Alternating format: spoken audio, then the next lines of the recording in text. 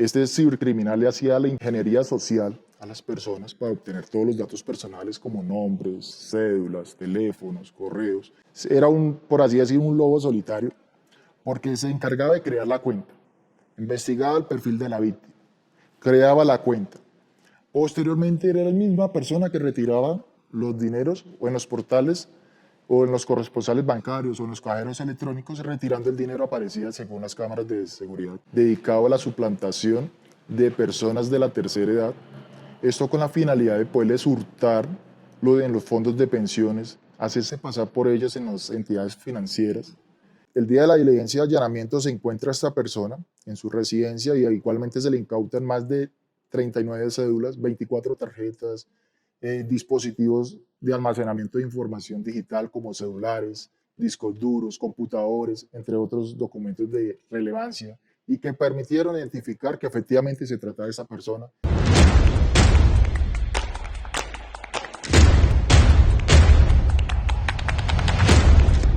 Bienvenidos a un nuevo episodio del podcast Voces de la Ciudad, con todos los detalles inéditos detrás de las principales capturas en la capital del país. En esta ocasión nos encontramos en el centro cibernético de la Dijín de la Policía Nacional con el agente investigador que capturó, que llevó tras las rejas a un hombre que suplantó la identidad de víctimas, robándoles más de 500 millones de pesos. ¿Cómo es que la Dijín de la Policía logra conocer este caso?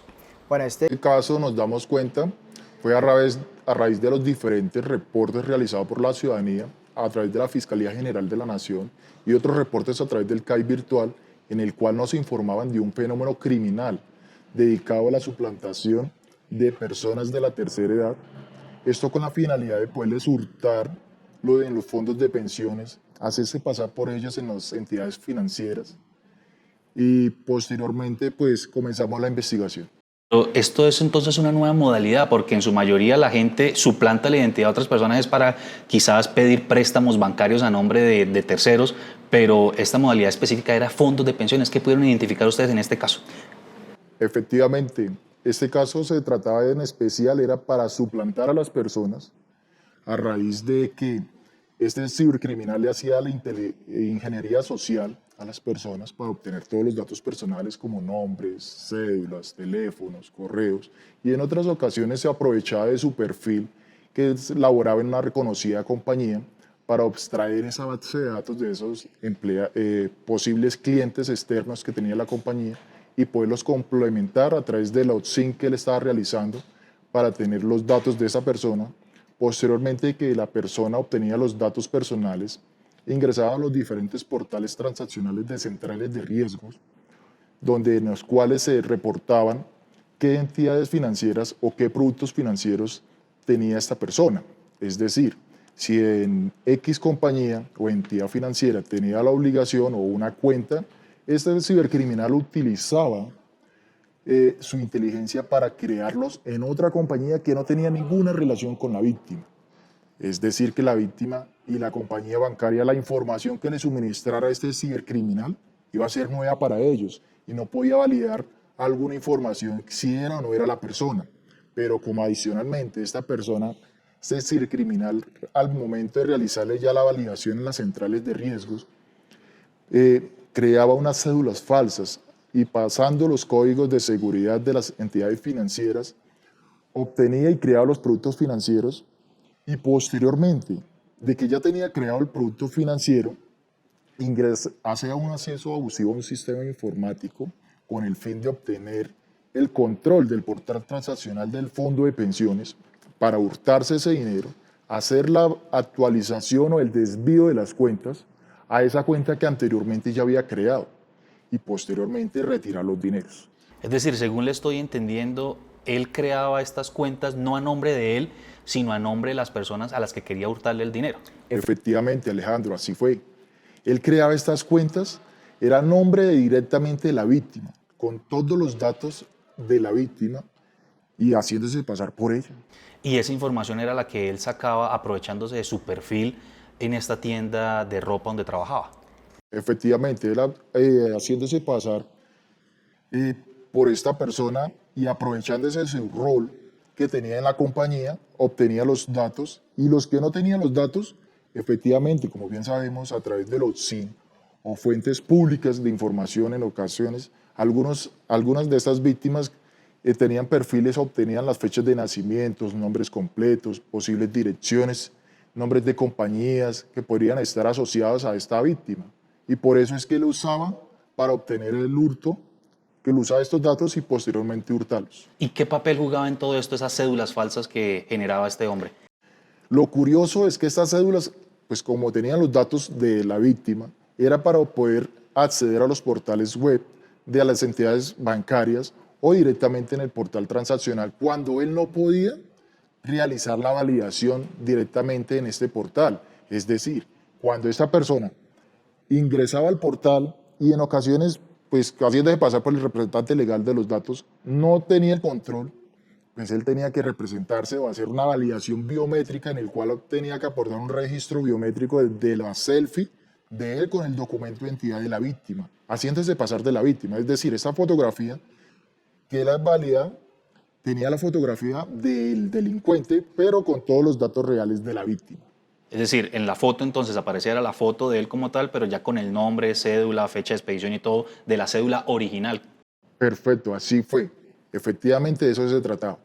Él, al principio de la investigación o en el desarrollo de la diligencia de registro de allanamiento se pudo evidenciar que efectivamente se le incautaron unas cédulas y demás, y en otros casos se tenía hasta fotocopias de las cédulas modificadas a través de algún editor de imagen que ponía la imagen o colocaba la imagen de este cibercriminal, pero tenía los datos de la víctima. Llama la atención que en muchas ocasiones las personas, las usuarias, las dueñas de todas estas cuentas, al ingresar a su cuenta, valga la redundancia, del fondo de pensiones, le genera como un paso a paso para poder acceder. ¿Cómo él lograba entonces tener acceso si no contaba con ese dispositivo móvil en donde se hacía esa verificación previa?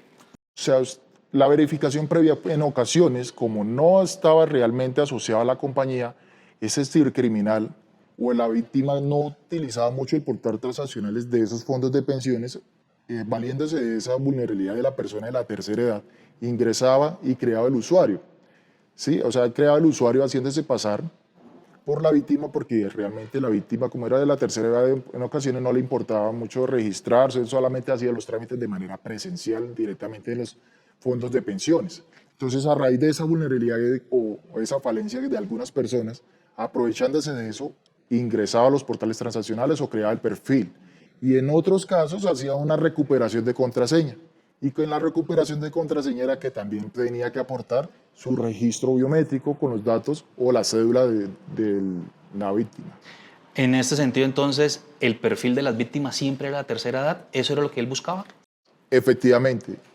Generalmente buscaba personas pensionadas de la tercera edad para vulnerar, que son personas vulnerables y poder accederlas de manera mucho más fácil. Ok, ¿y cómo hurtaba el dinero? ¿Cómo era ya el modus operandi?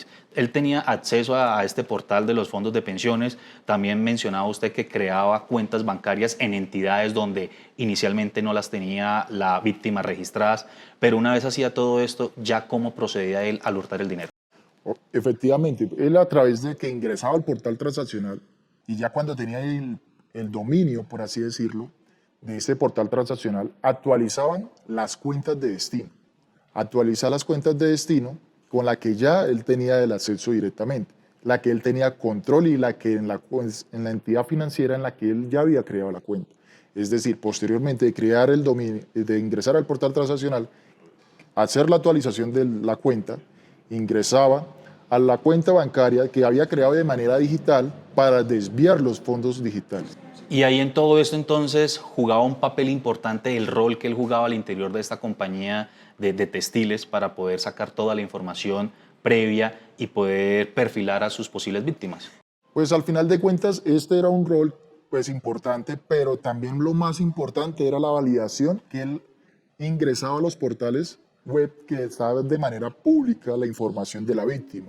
O sea, todo se conjugaba, todo al reunir toda la información es que creaba, y lo más importante es que como la persona no tenía o no utilizaba el portal transaccional de una central de riesgo, ingresar era sumamente fácil porque él no ni siquiera la víctima que había creado un perfil. Entonces, como la víctima no había creado un perfil, él creaba el perfil y verificaba qué entidad financiera él tenía alguna obligación en estas entidades. Posteriormente, de que él no tenía una validación, entonces obviamente creaba la cuenta bancaria. Lo curioso de este caso para poderlo identificar fue que la alianza con el sector financiero, la cooperación de diferentes entidades gubernamentales y financieras, se pudo obtener información relevante para poder identificar ese estilo criminal. Un patrón en común, digamos, de pronto el tiempo en el que se demoraban, el dinero hurtado, ¿qué podemos decir?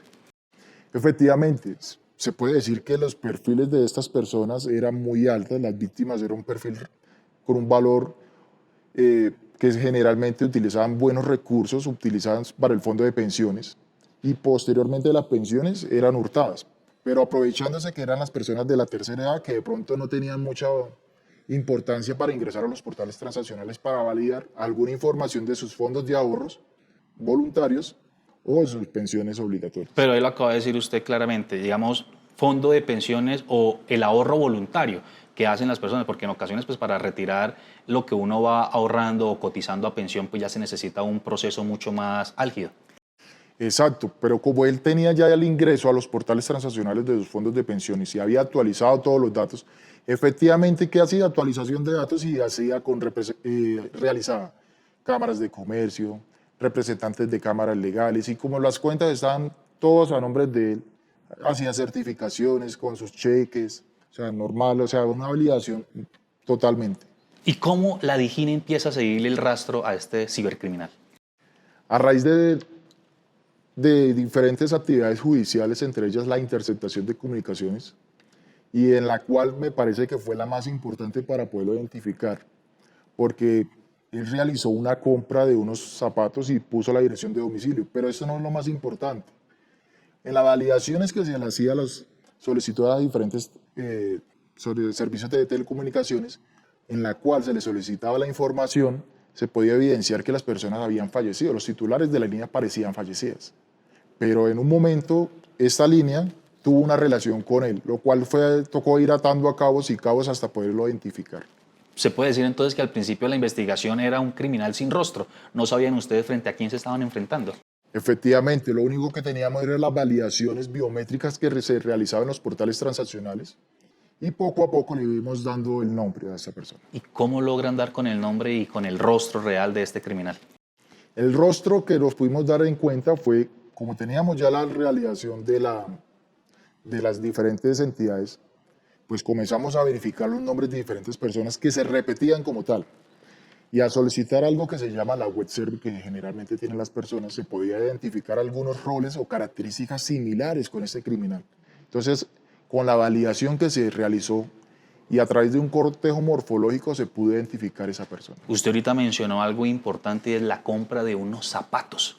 ¿Cómo esa compra de estos zapatos logran darles a ustedes un avance significativo en la investigación? Por supuesto que sí, porque esta persona es una afrodescendiente, ¿cierto? Era talla 42 estos zapatos, o sea, una talla 42, pero también era una persona que ya en las validaciones de los portales transaccionales era una persona afrodescendiente, pues se podía dar como una relación por así similar, que podríamos ir infiriendo que realmente esta persona se podría tratar de ella y irle ubicando en la dirección de residencia, poco a poco. ¿Este criminal actuaba solo o tenía cómplices? En el desarrollo de la investigación se pudo evidenciar que efectivamente esta persona trabajaba solo. Era por así decir, un lobo solitario, porque se encargaba de crear la cuenta, investigaba el perfil de la víctima, creaba la cuenta. Posteriormente era la misma persona que retiraba los dineros o en los portales o en los corresponsales bancarios o en los cajeros electrónicos, retirando el dinero aparecía según las cámaras de seguridad. Se pudo identificar esa situación. ¿Cuánto tiempo le llevaba a este criminal realizar todo ese proceso y terminar hurtando el dinero? En el desarrollo de la investigación se pudo determinar que aproximadamente perfilando a la próxima víctima se puede demorar 6 meses. 6 meses, o sea, ¿desde hace cuánto venía delinquiendo este señor?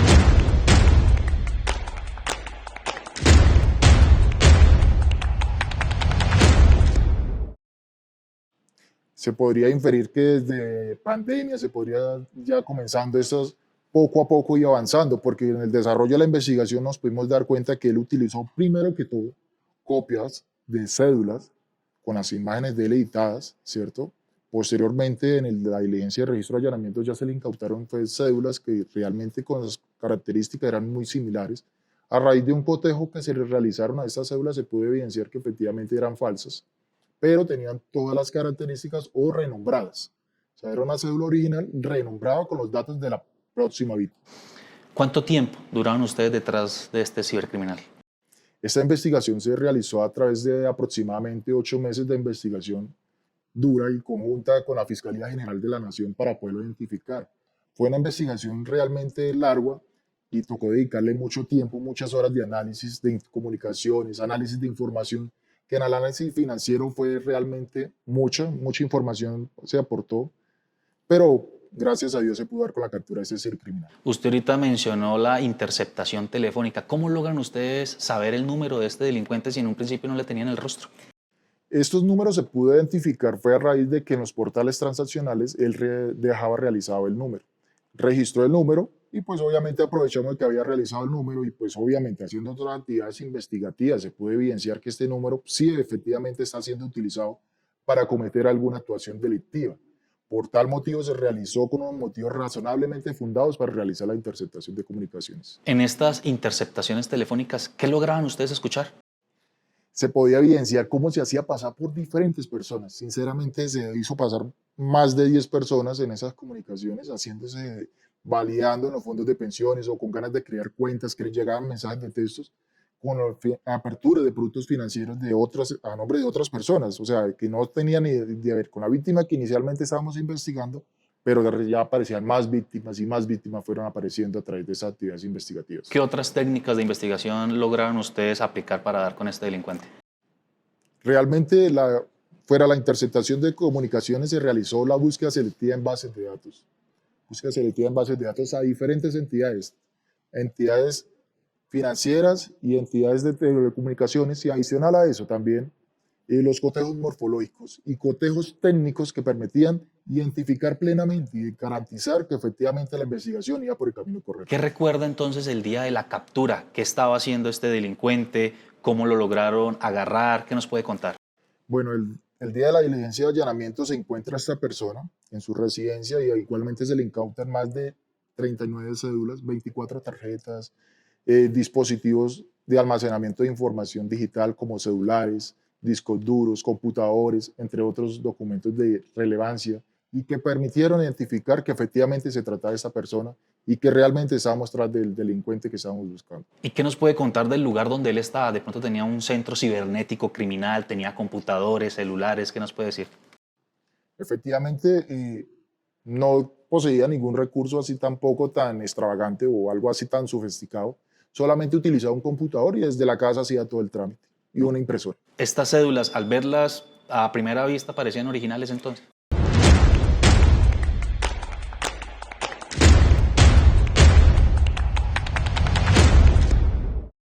Efectivamente, las cédulas, usted a simple vista parecía realmente que eran los datos de una persona común y corriente y era una cédula original. Pero a través del cotejo morfológico, del cotejo que se le realizaron a las cédulas, no tienen características, solamente fueron renombradas con los datos de la otra persona y colocándole la fotografía del delincuente. ¿La captura a qué horas del día fue? La captura se realizó aproximadamente siendo las 6:10 horas del día 9 de mayo. Se realizó la captura en su lugar de residencia. Al ingresar al lugar de la residencia encontramos la persona y esa persona sumamente tranquila después de que le habíamos recolectado todos los elementos materiales probatorios que tenía dentro de su lugar de residencia, fue lo más tranquila que se realizaba, como si ya supiera que casi lo estábamos buscando. Se lo esperaban, por así decirlo. Lo acaba usted de decir como si estuviera ya esperando de que tarde que temprano le cayera a la policía y tuviera que responder ante la justicia. Así es, usted sabe que el que es bandido algún día tiene que caer, un cibercriminal tiene que quedar bajo las rejas. ¿Qué pasó con este delincuente o dónde está hoy en día? El día de hoy se encuentra recluido en la cárcel, está bajo las rejas. Usted sabe que un delincuente debería quedar así y mucho más con el actuar delincuencial que esta persona tenía. No se le podía dar una medida domiciliaria porque una persona con medida domiciliaria y sabiendo que actúa desde el lugar de su residencia, al dejarlo ahí, pues seguiría cometiendo esos delitos.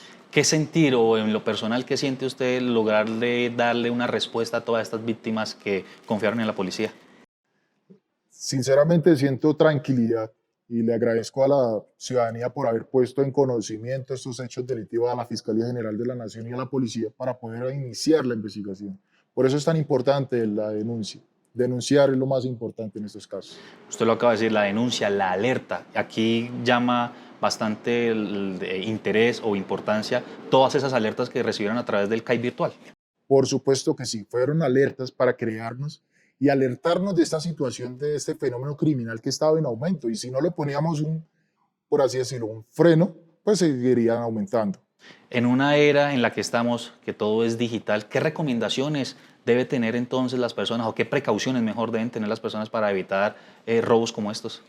Estos robos se podrían evitar en especial con la ciudadanía, evitando publicar de manera pública los datos personales, fechas de nacimientos, nombres completos. En ocasiones las personas en sus portales o en sus redes sociales realizan la publicación de diplomas los cuales contienen la cédula de ciudadanía, entre otros datos que podrían ser valiosos para los cibercriminales. Y a la hora de crear de pronto estos perfiles en entidades bancarias, en fondos de pensiones o que tengan que ver con algún producto financiero, ¿qué recomendaciones dar para evitar ser víctimas de fraude, de robo? Para evitar ser víctima es recomendable usted mismo, como persona, es gratuito realizar el registro en los portales o en las centrales de riesgo para verificar qué obligaciones o productos financieros usted tiene activos. Las obligaciones financieras no solamente son de pronto créditos o demás, sino también cuentas de ahorro que usted tiene, que es muy importante usted verificar como persona, saber qué productos o obligaciones financieras tiene. Ok, y en caso de saber o darse cuenta de que está creado un producto financiero que yo nunca creo, que la persona nunca creó, ¿qué debe hacer? Denunciar. En primera instancia, denunciar y poner en conocimiento a las autoridades competentes para que realicen la investigación pertinente sobre cómo se creó ese producto financiero. Detrás de toda esta investigación jugó un papel importante el Centro Cibernético de la DIJÍN de la Policía Nacional. Efectivamente. Lo importante es los reportes que nos realiza la ciudadanía para conocer esos nuevos fenómenos criminales, en el cual a través de los reportes se puede articular con las diferentes autoridades y sectores del sector financiero y demás autoridades competentes para poder identificar esos cibercriminales. Se les recuerda a la ciudadanía reportar al CAI virtual, que es un servicio 24/7 y de manera gratuita, para que nos indiquen sobre todas esas modalidades delictivas nuevas que podrían estar surgiendo o que acecha a la ciudadanía como tal y que le quita la tranquilidad. Bueno, y así fue como este agente investigador logró llevar tras las rejas a este cibercriminal. Espérenos ustedes en un próximo episodio del podcast Voces de la Ciudad.